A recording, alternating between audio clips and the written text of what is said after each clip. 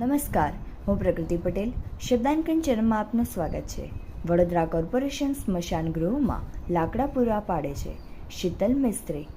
Vadodara municipal corporation શહેરના 31 સ્મશાન ગૃહોને 10.43 કરોડના ખર્ચે આઉટસોર્સિંગથી સંચાલન સંસ્થાઓને સોંપવા માંગે છે. કોંગ્રેસ પક્ષે કર્યો હતો કે સ્મશાન ગૃહોમાં કામગીરી તો કોર્પોરેશનનો કર્મચારી જ કરતો હોવો જોઈએ. સયાજીરાવ ગાયકવાડના વખતથી સ્મશાન ગૃહોમાં મફત લાકડા છાણા અપાતા હતા. કોર્પોરેશનને પણ અંતિમ ક્રિયા માટે લાકડા મફત આપવા જોઈએ. તેના જવાબમાં વડોદરા મહાનગરપાલિકાના સ્થાયી સમિતિના ચેરમેન ડૉક્ટર શીતલ મિસ્ત્રીએ ભારપૂર્વક જણાવ્યું હતું કે મહાનગરપાલિકા લોકોની ફરિયાદો મળી હતી.